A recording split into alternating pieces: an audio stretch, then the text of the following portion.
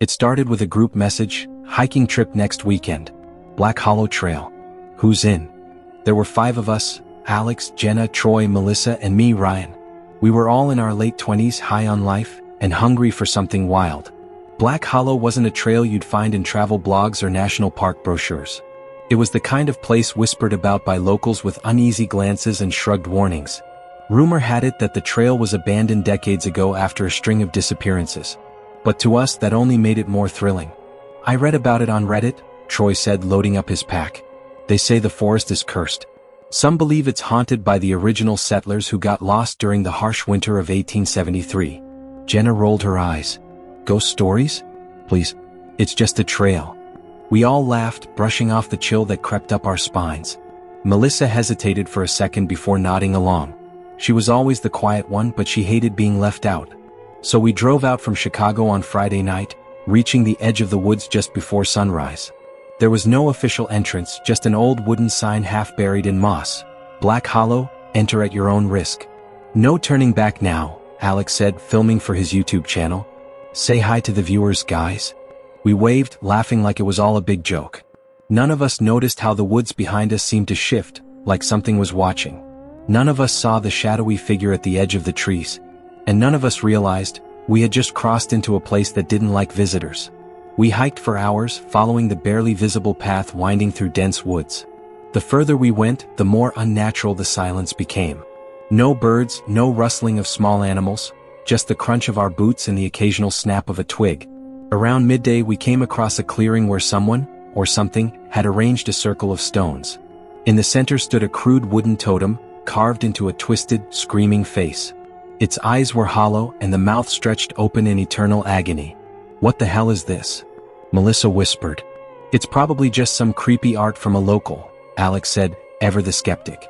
Makes for great footage though. He leaned in with his camera, capturing every angle. Jenna stepped closer, examining the stones. These symbols, they're carved into the rock. I think they're protective markings like wards or runes. Troy snorted. You've been watching too much supernatural TV. But I couldn't shake the feeling that we weren't supposed to be there. The air felt thick, charged with something old and angry. The forest had changed. The trees stood unnaturally tall and close together, their gnarled branches reaching down like claws. Every shadow felt alive. We should go back, Melissa said quietly. We're fine, Alex insisted. Just another mile or two and we'll set up camp. We pressed on, past the stone circle and deeper into the forest. A few steps later, I found something lying in the dirt, a photograph, weathered and torn, showing a group of hikers. They looked happy mid-laugh. But one face had been scratched out violently. Deep gouges marred the photo like someone, or something, wanted that person erased.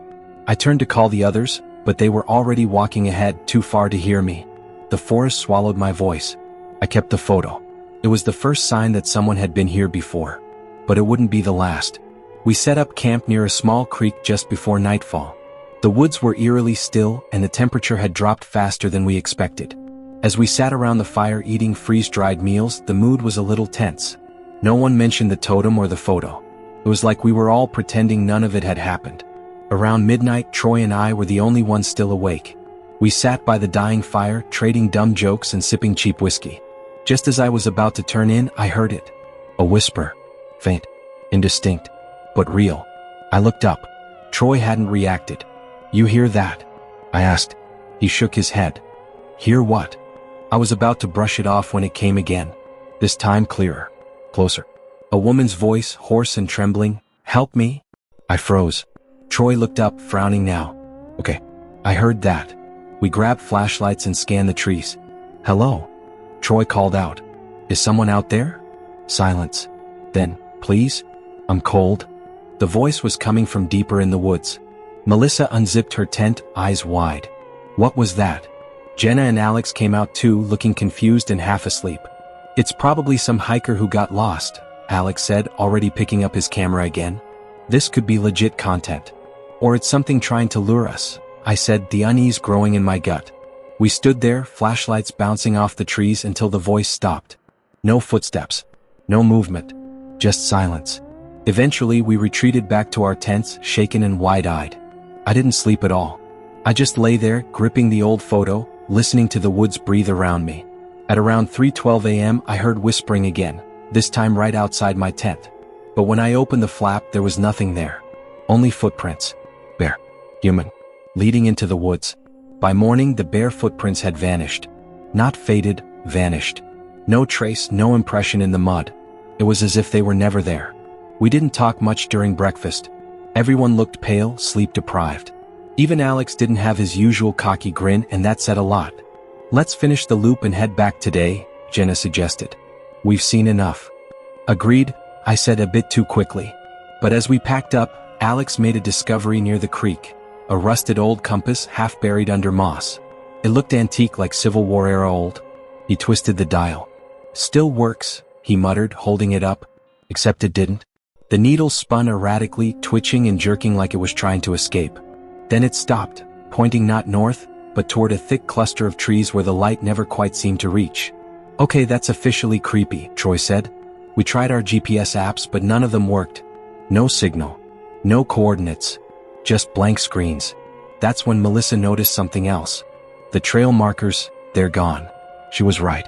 The red blazes on the trees we'd followed up the mountain, every single one, were missing. Scraped off, clawed off, or maybe never there to begin with. Guys, she added, voice trembling, I think we're being moved. Like something's shifting the trail behind us. That's when we heard the noise. A low, guttural moan from the forest depths, followed by the sound of something big moving through the underbrush. Not an animal. Not a person. Something else. Something hollow. We ran. Branches clawed at our arms. Roots grabbed at our feet. The woods didn't want us to leave, and every step felt heavier, like we were being dragged back.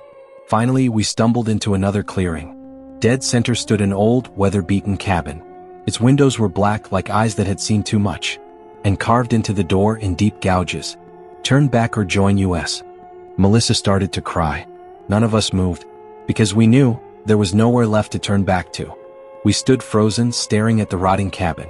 The door creaked open slowly on its own. No wind. No one touched it. It just opened. I'm not going in there, Melissa whispered, gripping my arm. But Alex already had his camera out. We need shelter. And this is the only one we've seen.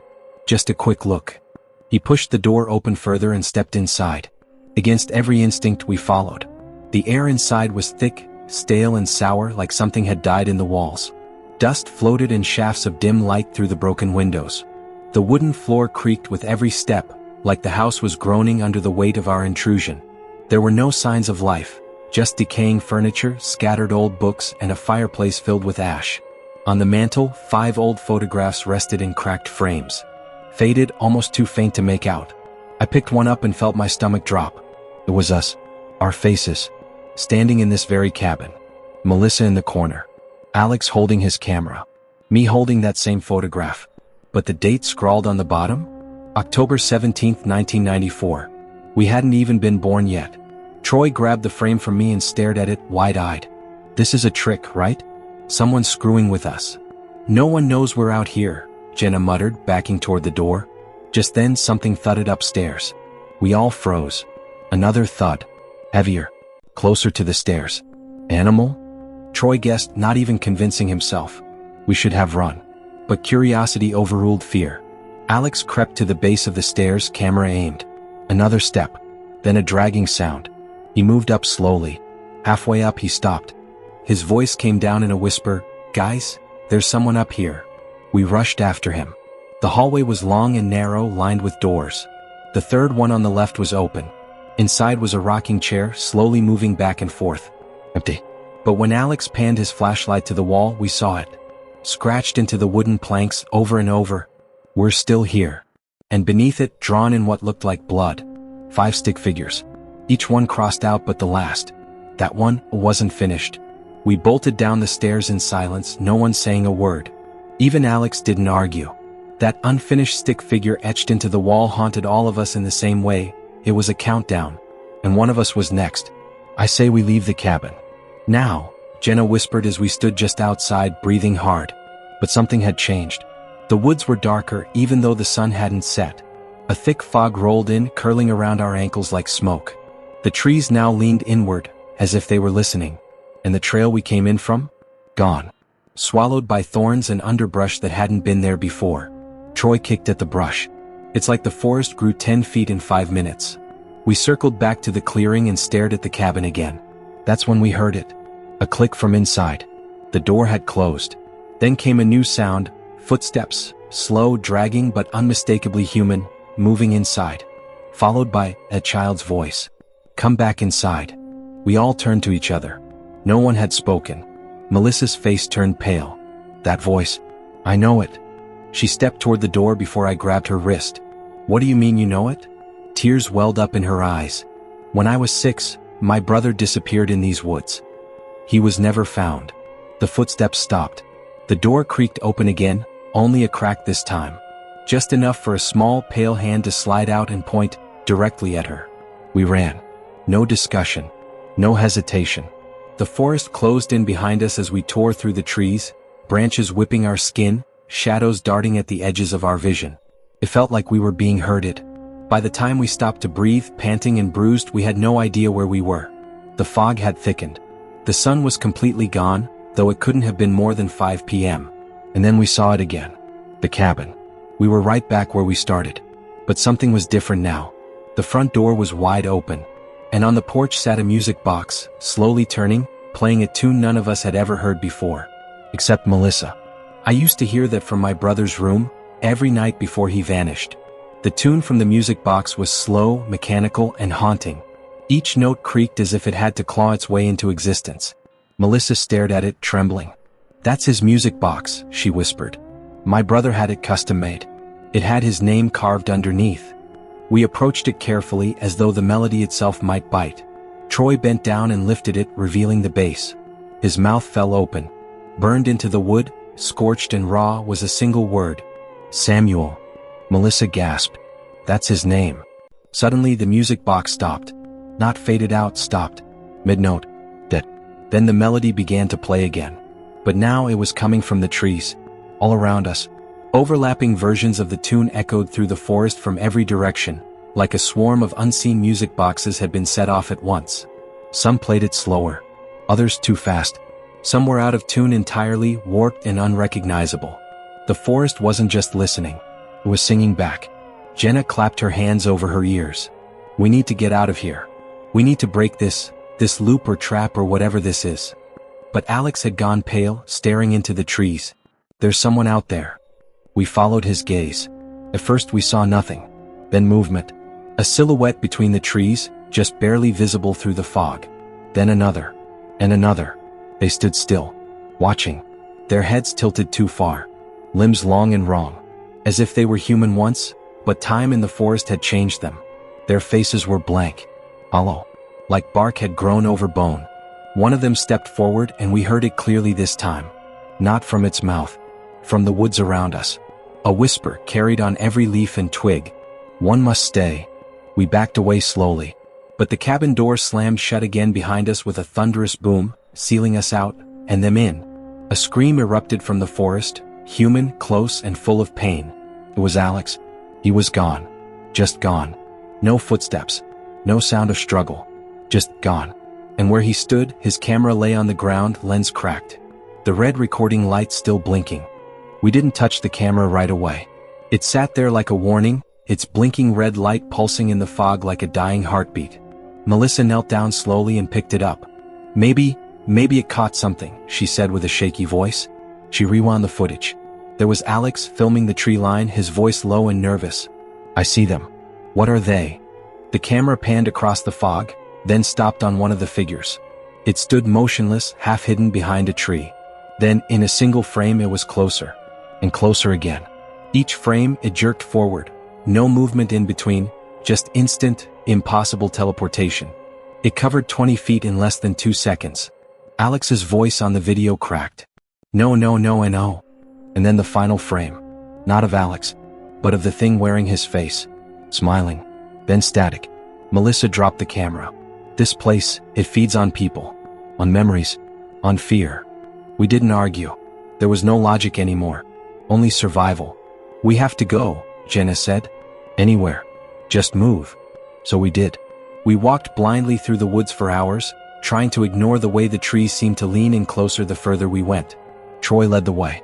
But then, without a word, he stopped. "What is it?" I asked. He pointed down. In the dirt, barely visible through the mist, were our boot prints. Old ones. Dried mud. They led in a perfect circle. We had just walked in our own footsteps. Then a noise behind us made my blood freeze. Footsteps. We turned around, slowly. Nothing. Then from the trees, a soft, childlike giggle. "You're getting close." Melissa gasped. It's his voice again. The fog parted slightly, revealing a worn wooden sign, leaning crooked against a rock. The letters were barely legible, faded from time and moss. "Welcome to Hallow's Edge. Population, 5-inch. Someone had scratched it. Now it read, "Population, 4. We stood frozen in front of the sign. "Population, 4. Troy stepped back, shaking his head. No, that's not possible. We just found this place, right? It's some kind of messed up joke, has to be." But deep down, we all felt the same sinking truth. We hadn't just found Hallow's Edge. We had been expected. The wind shifted, carrying a smell like burnt hair and rusted metal. And beneath that, something worse, decay. "We can't stay here," Jenna muttered. "The longer we stay, the more it takes from us." We moved again deeper into the woods until we found an old ranger tower, half collapsed, crooked but still standing. A steel ladder stretched up into the dark, swaying slightly with the breeze. "Should we?" Melissa asked. "It's the only place we can see above the trees," I said. "Maybe we'll find where we went wrong." We climbed one by one. The top of the tower creaked under our weight, but it held. The view? A nightmare. The forest stretched in every direction, endless, like the mountain had swallowed the entire world. No trail. No signs of roads. Just trees and something else. Far off in the distance, barely visible in the fog, we saw it. Dozens of cabins. Identical to the one we had entered. Each one nestled in its own tiny clearing. Each one surrounded by shadows. Some moving, some perfectly still. Jenna backed away from the edge. "It's not just one place. A web. A trap. A whole town of them." Then Troy said something I'll never forget. "There's someone in the tower." I turned, heart hammering. At the bottom of the ladder, a pale face looked up at us. Hollow eyes. Black mouth. It didn't move. Then its neck cracked sideways and it began to climb. Not using the ladder. Just climbing like a spider. Jenna screamed. "Go!" We scrambled down the other side using an emergency rope tied to the tower's edge. It burned our hands, tore our palms open, but we ran. No one looked back. By the time we stopped, gasping for air, we'd reached another clearing. Except this time, it wasn't a cabin waiting for us. It was a graveyard. Dozens of crooked headstones. And every single one had our names on them. We stood there in silence. Grave markers scattered like broken teeth across the earth, each one aged and cracked. Moss had overtaken most of the names, but a few were clear, etched deep into the stone like they'd been waiting. Jenna White, Melissa Carr, Troy McLean, Evan Hale, Alex Grant. The dates were all the same. October 17th, 2023. Today's date. "No," Melissa whispered. "No, this is wrong. This is impossible." Troy dropped to his knees in front of his own headstone. "I don't remember ever being afraid to die," he said, voice hollow. "But now, I think we already did." Jenna backed away, her hands trembling. "We're not dead. We're not. We're just caught in something. Something ancient. Something that wants us to believe we're already gone." Suddenly, a loud clang echoed through the graveyard. We spun around. A rusted bell on an old wooden arch had started swinging on its own. The sound it made wasn't just a chime, it was a summons. The fog thickened instantly, rolling between the graves like liquid. Shadows rose from the ground, tall and wrong. Figures with no faces, no eyes. Just outlines of what used to be human. They began to move toward us, slowly, methodically. Melissa clutched my arm. "They're the ones who didn't escape." One figure stepped forward, towering and skeletal. In its hands it held a lantern. The light inside was blue. Cold. It raised one bony arm and pointed behind us. There was now a 6th gravestone. Fresh dirt. No moss. I stepped forward, afraid to look, but knowing I had to. The name read, Samuel Carr. Melissa screamed. Then another bell rang. Far away. Then another. And another. Until the entire forest rang with ghostly chimes. Dozens, maybe hundreds of them. Each one marking another arrival. Another victim. Another name to be written in stone. Troy grabbed my shoulder. "We have to break the loop. There has to be a way." I turned back to the headstones. "Then we start where it all began." Melissa nodded, wiping her tears. The cabin. We didn't speak as we walked back toward the cabin. There was nothing left to say. The graveyard, the bells, and the figures had crushed any hope we had left of escaping. Now all we could do was face what had been waiting for us since the very beginning. The fog grew thicker with every step, pressing in on us like a living thing. The trees, once towering and proud, seemed to bow down under the weight of something darker than the night. We stumbled, our feet dragging in the wet earth, but we couldn't stop. The cabin was our only choice, whether we liked it or not. When we reached the clearing, the cabin stood before us, waiting as though it had never left. But this time the door wasn't just open. It was wide, inviting.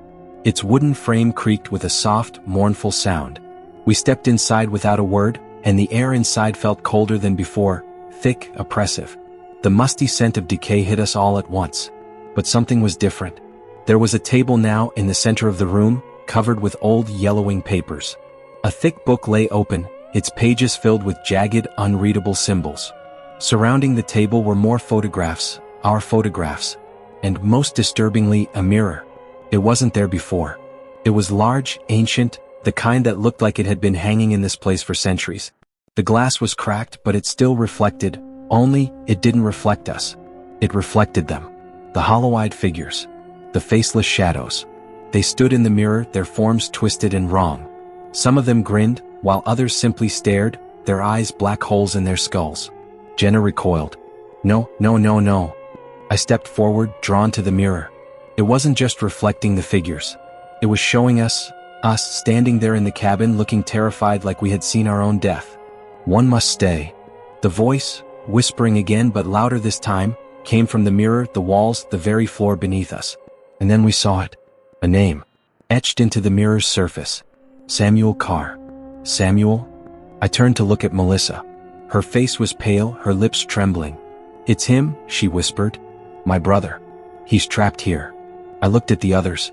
Troy's eyes were wide with disbelief, his hands trembling. He's been calling us here. All of us are part of this. Part of the town. I couldn't breathe. The mirror began to crack more, and with each crack, the faces in it moved, closer to us, their mouths opening in unholy screams, their eyes bulging with rage and hunger. And then all at once, the door slammed shut behind us. We were trapped. The door slammed shut with a force that rattled the entire cabin, echoing through the walls like thunder. I spun around, desperately grasping at the handle, but it was locked. Stuck. Solid. The air turned heavier, colder. The walls began to creak, groan, as though the cabin itself were alive. And then the voices started. It wasn't the whispers anymore. It was the screams. Dozens of them. Hundreds. They came from all around, seeping through the walls, crawling under the floorboards, filling the cabin with a sound so agonizing it made my ears bleed. I covered my ears, but it didn't help. The sound was in my skull, inside my very bones. Why are they doing this? Jenna gasped, backing away from the mirror. What do they want from us? The answer came. Not from the mirror. Not from the walls. But from the very air. A voice, deep, hollow, ancient, boomed in the center of the room. It was neither male nor female. It was both and neither, a thing of infinite ages. A thing that had seen the beginning of time and would witness its end. One must stay. We all froze. One must stay to complete the ritual. Melissa's breath hitched. No, I won't be the one. Not again. A sickening crack split the air. The mirror shattered, splintering into 1,000 jagged pieces, and the reflection in the shards was of us. But we were different. We were all standing in the same positions as we were now, except our faces were twisted. Well, distorted. But there was one face I couldn't recognize. A young boy standing between us. His face was skeletal, hollow like the others, but he was smiling. The boy's lips parted, and the words were clear in the silence. I'll stay. It was Samuel. But this wasn't the boy who had vanished all those years ago. This was something else. Something older. Something born of hunger and pain. The ground beneath our feet began to tremble. A low, rumbling growl rose from the earth itself. And then the walls began to bleed. Red. Thick. Sticky. It poured down in rivers, dripping from every crack in the wood. Troy fell to his knees. We can't escape, he whispered. None of us. It's feeding on us. Melissa stumbled backward, her face a mask of horror. We can't die like this. And then the laughter began. Soft at first. Almost childlike. But it grew louder and louder until it felt like the sound was vibrating inside my skull. The laughter wasn't from Samuel. It wasn't from any of them. It was coming from the trees. And the woods were moving. We heard a terrible scraping sound. Then the floorboards cracked. Underneath us, the cabin was shifting, rising as if it were being lifted by unseen hands. And then the door opened. Not from the outside, but from within. The door creaked open. Not from the outside as if someone had unlocked it. No, the door opened on its own like an invitation, a command. But we didn't want to go. We couldn't. We stood frozen in place, our eyes glued to the opening, the dark beyond it stretching farther than it should have. Troy was the first to move, stumbling forward toward the doorway. "No," I whispered, grabbing his arm. "Don't." But he shook me off with surprising strength. "I have to see it," he said, his voice distant, hollow. "I have to understand." I wanted to scream at him, to force him to stay with us, but something held me back.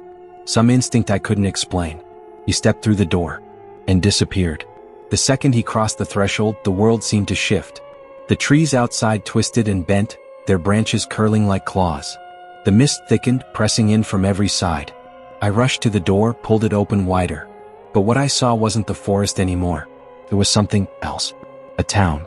A hollow, ghostly replica of what we had once seen. The cabins, the graveyard, the people. But everything was wrong. Everything was distorted. And in the center of it all stood a tall structure. A tower. Blackened and twisted, its top scraping the sky like a broken needle. Around it, an endless maze of tangled streets and distorted buildings. And there, among the wreckage, were hundreds of figures. The faceless ones. Some were standing, others crawling, but all of them turned to face me. I felt a cold wind blow past me, and in that wind I heard a voice. 1,000 voices speaking as one. "It's time." Suddenly the door slammed shut behind me. I spun around to see the others, but they weren't in the cabin anymore. They were with me, standing at the edge of the doorway inside the town. Jenna reached out a hand, her eyes wide with terror. "What did we do? What is this place? What is it asking us to do?" I didn't have an answer. I couldn't. The town around us was alive. A place built on fear. A place that had been waiting for us, pulling us in piece by piece. And now, it was awake. A figure emerged from the shadows. It wasn't human. It had 1,000 eyes. 1,000 lips. Its skin was torn, shredded as if it had been stitched together from the fabric of the night itself. It stepped forward, the ground shaking beneath it. Each step seemed to cause the town to shudder, as if it were about to collapse into the void. But this figure wasn't here to destroy. It was here to feed. And it spoke, its voice a horrific blend of screams and whispers all at once. "One must stay." Then it reached out. Not for me, but for Melissa. Melissa froze, her body stiff, her mouth opening to scream, but no sound came out. The creature's hand was stretched toward her, its fingers twitching like the claws of some ancient beast. "One must stay," it repeated, its voice slithering into my mind. "One must remain to seal the door." I grabbed Melissa's arm, yanking her back. "Don't let it touch you." But she wasn't moving. Her eyes were wide, empty, like she wasn't seeing me anymore. The figure's mouth opened, revealing rows upon rows of jagged teeth, and it whispered, "You know what happens to those who leave." I tugged harder on Melissa's arm, pulling her away from the monster, but her feet wouldn't move. She was rooted to the spot, as if the air itself had bound her there. "No," she whispered, barely audible. I don't want to stay." And then the ground shook. The sky above us cracked open, revealing a swirling vortex of black clouds and lightning. The entire town of Hallow's Edge, the twisted cabins, the broken streets, began to crumble, falling apart piece by piece. Buildings collapsed into the fog, disintegrating like dust in the wind. The figure smiled, showing all its teeth, its many eyes gleaming in the distorted light. "You have no choice," it hissed. "One must stay." I turned to the others, my mind racing, heart hammering in my chest. "We can't leave her here. We can't leave any of us here." Troy, still standing at the edge of the town, glanced back at me, his face pale, filled with a hollow, resigned understanding. "We can't leave." And then it hit me. The truth I had been trying to ignore. We hadn't just wandered into this place. This was where we were meant to be. The creature, its eyes never leaving us, continued to step closer to Melissa, its massive form growing larger, its hand reaching out to claim her. But I couldn't let it happen. I stepped forward, holding my breath, my entire body trembling as I approached the creature. My mind screamed at me to stop, to turn and run, but I knew, this was it. There was no escaping. I had to make a choice, and that choice was to stay. "No," I said, my voice shaking. "I'll stay." The creature paused, its many eyes narrowing. "You understand then? You will become part of the town." I looked back at my friends, Troy, Jenna, and Melissa, who were now all frozen, staring at me in disbelief. "Don't," Jenna whispered, her voice trembling. "Don't you dare do this." But I knew there was no way out. I stepped forward, and the creature's hand reached out, taking mine in a grip that felt like ice-cold fire. And as it pulled me into the town, the doors to the world outside slammed shut behind us. The fog swirled around me, and the final bell rang. The moment the creature's hand wrapped around mine, a sharp, unnatural pain shot through my body. It wasn't physical. It was deeper, like the very fabric of my soul was being torn apart. And yet, there was no escaping it. I was pulled, not through space, not through time, but through something far darker. I couldn't describe it. It felt like I was being swallowed by an endless, cold abyss, my body no longer in control, but completely subject to the will of something far older, far more powerful. And then, I was standing in the middle of the town. But it wasn't the same. The buildings, now whole and complete, seemed to breathe. The streets pulsed with a sickly light, their twisted shapes shifting like liquid under my feet. The trees, once gnarled and barren, were now lush with dark, rotting fruit hanging from their branches. The faces of the townsfolk were everywhere. They didn't have bodies, just empty eyes staring out from the shadows. Their mouths moved, but no sound came from them. They watched me, their eyes accusing, hungry. I turned around to see the figure towering over me, its twisted grin spreading across its grotesque face.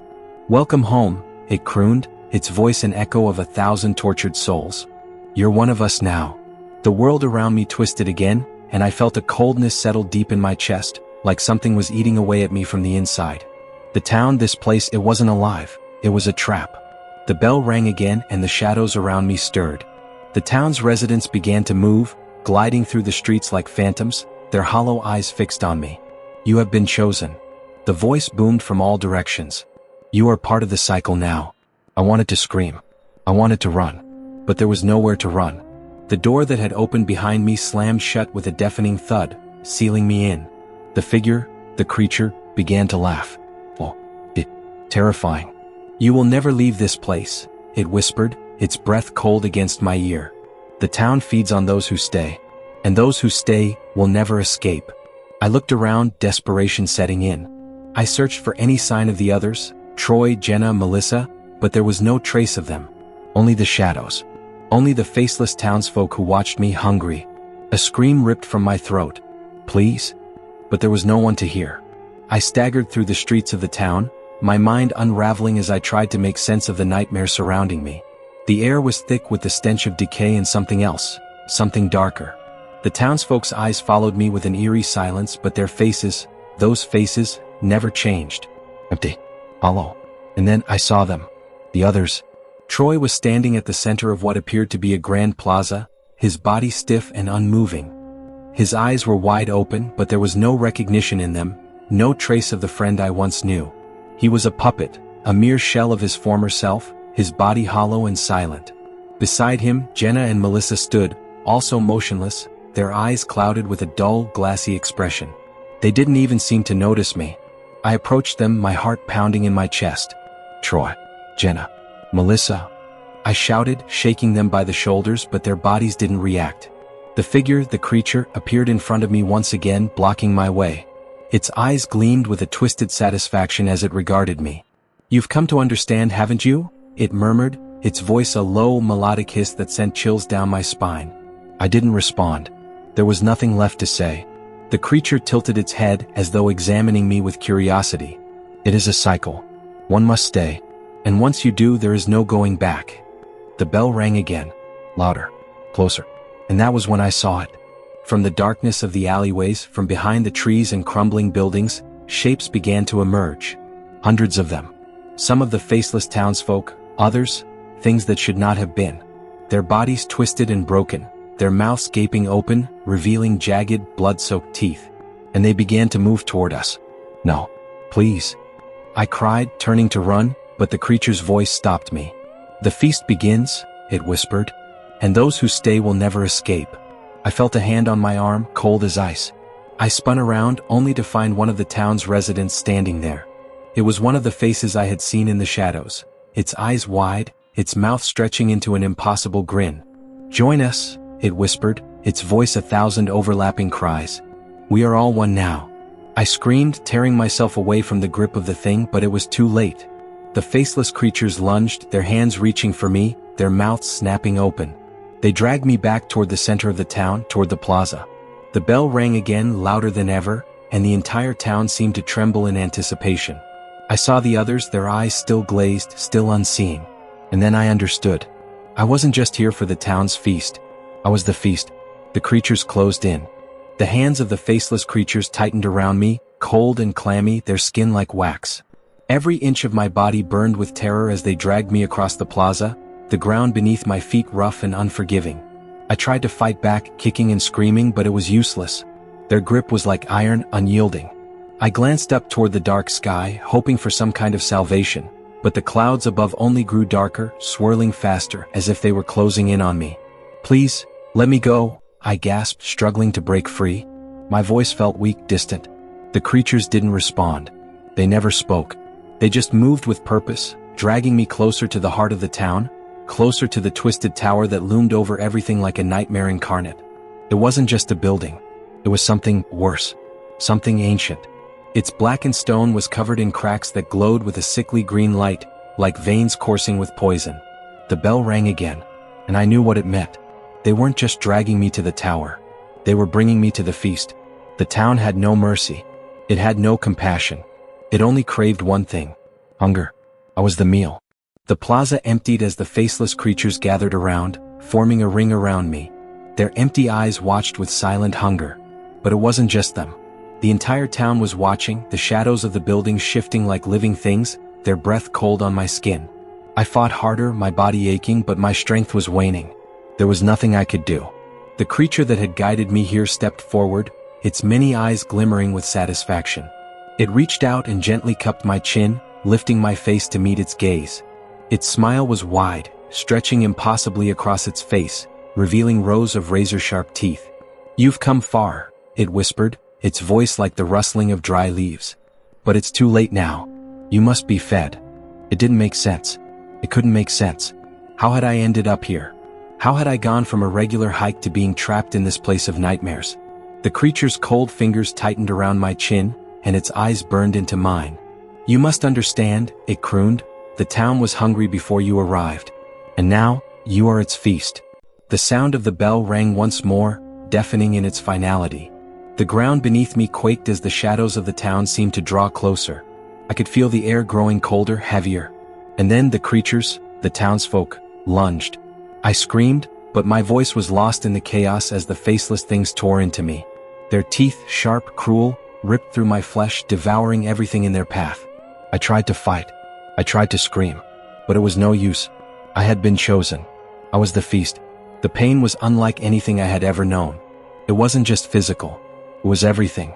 My body felt like it was being ripped apart, piece by piece, as the faceless creatures tore into me, their hands and mouths sinking into my flesh with terrifying ease.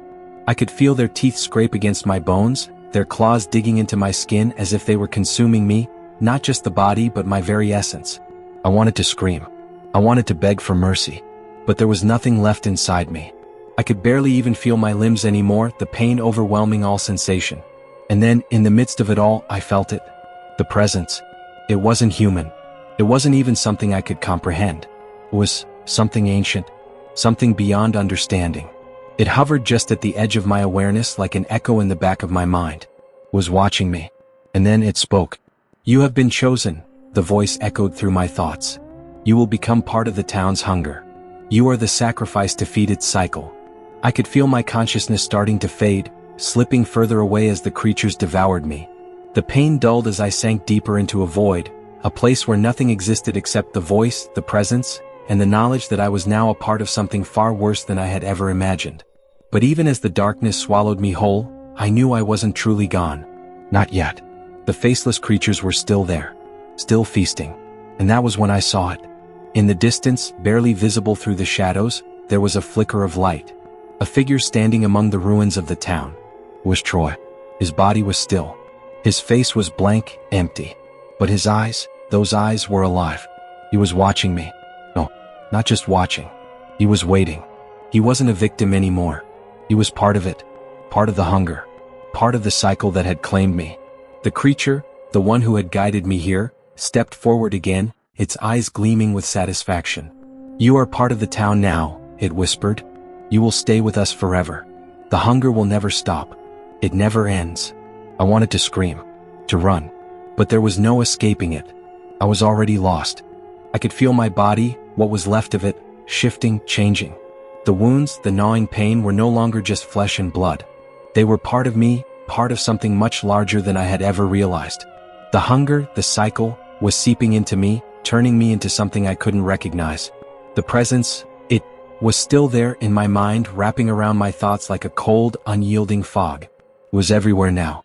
It had been with me all along, lurking in the shadows of my memories, waiting for the moment I would break. I could no longer tell where I ended and the town began. Around me, the creatures continued to feast, their bodies bending and twisting in unnatural ways as they devoured the remnants of the old me. I could still feel their presence, their hollow eyes watching me from all angles, waiting for the moment I would join them fully, body, mind, soul. I looked toward Troy. His figure stood motionless, like a shadow, like a wraith. His eyes were the only thing alive in the hollow shell of his body, but there was no recognition there. He was lost to the hunger just like I was. And then, through the fog of my fading mind, I realized something terrible. Something that tore the last remnants of my sanity apart. The town wasn't just a place. It wasn't a trap for wanderers. It wasn't just hungry for flesh. It was hungry for souls. It devoured everything that passed through it, the bodies, the minds, the very essence of those who entered. And it kept them. Trapped forever, locked in an eternal loop of hunger and despair. I could feel it now. The hunger was inside me too. It was part of me just like the town, just like the cycle. I could feel the cold grip of the creature's claws in my chest, pulling me toward the center of the feast. I could feel my soul being pulled apart, torn between the town's hunger and whatever remained of me. And then I understood. This wasn't just my end. This was the end of everything. The town would never stop. It would never release its victims. It would never let them go. The bell rang again, and the ground beneath me trembled as the sky darkened once more. The creatures, the townsfolk, the shadows, they all began to converge, pulling me toward the center of the cycle, toward the place where the hunger began. And as the darkness closed in, I heard the voice one last time, its whispers echoing in my mind. "You will never leave. You will never be free. The hunger will never stop." I wanted to fight. I wanted to scream. But the town had already claimed me. And as the last remnants of my consciousness slipped away, I realized the truth. This town was not just a place. It was a prison. And I was now its warden. The darkness was all-consuming. I was no longer aware of my body, only the presence, the hunger, the cycle. The town had claimed me as it had claimed so many before, and I could feel myself dissolving into it, becoming one with the twisted landscape. My senses were no longer mine to control.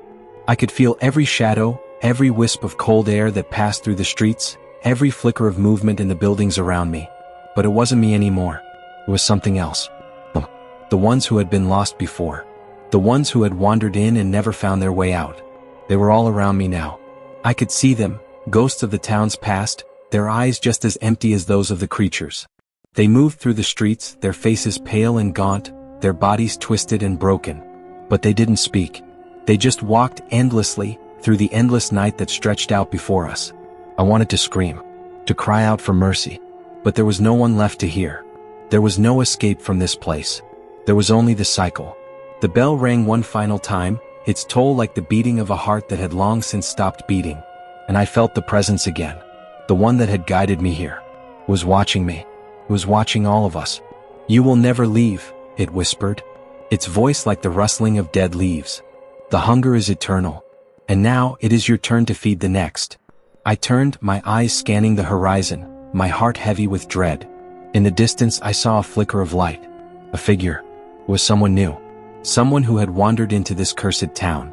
They were looking around, confused just like I had been. Just like Troy, Jenna, and Melissa. Just like so many before them. The town was hungry again. And the cycle would begin anew. The bell rang one last time, louder this time, its sound piercing the night like a scream from the depths of hell.